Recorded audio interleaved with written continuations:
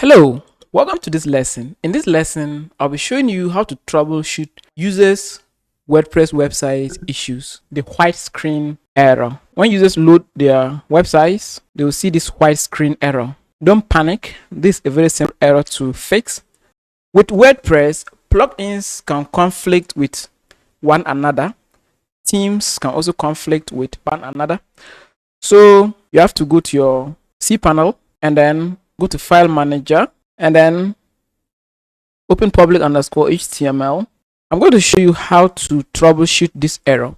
Now, to troubleshoot this error, go to WP Content because this has to do with our WordPress themes and plugins.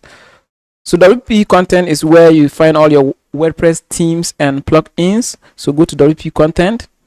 And the first thing I want you to do is make sure you go inside your plugins and start deactivating individual plugin.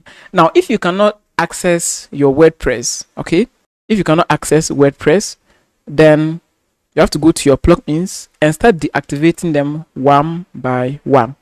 So the way we deactivate them is just give them different name or put something like dash dash. Okay, so do that. Put dash dash, and anytime you put dash dash, you go back and reload the page. All right, until you find the culprit.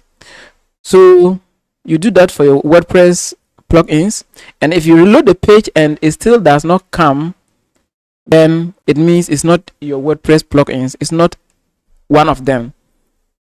Just go back and undo the changes. So remove the dash dash. Okay, just remove the dash dash, remove the dash dash, and then go to themes. So we have confirmed that this error is not from the plugins, so we'll go to the themes and then we open that one. And if you have a lot of themes, it's important you leave one of your themes active. Okay, it's not recommended to have a lot of themes there, a lot of inactive themes. So those themes that you are not using, is recommended that you delete them. Okay, so we'll start by deactivating them one by one, and then you should be able to find the culprit. Okay, so I'll deactivate the first one, deactivate the second one, and then deactivate the third one. Try to reload the page anytime you activate one of them. Okay, we are doing this to find the culprit. Now, when the page finally loads like this, then you know what caused it, because you deactivated the other ones and then the page came back online. Hello, before we go back to the tutorial, do you know this video you're watching right now is a part of my web hosting business setup masterclass?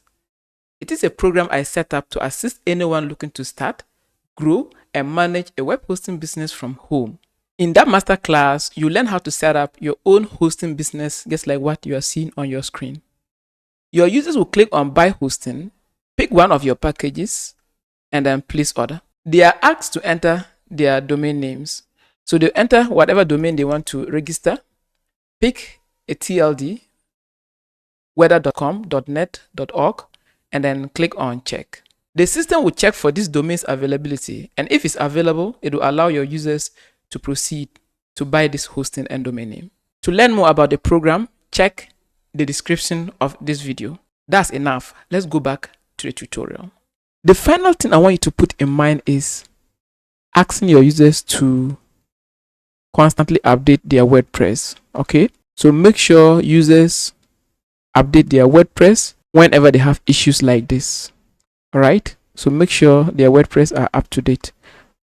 You can do this by asking them to update it. Okay, I hope you've learned some valuable lessons in this video. I hope to see you in the next lesson.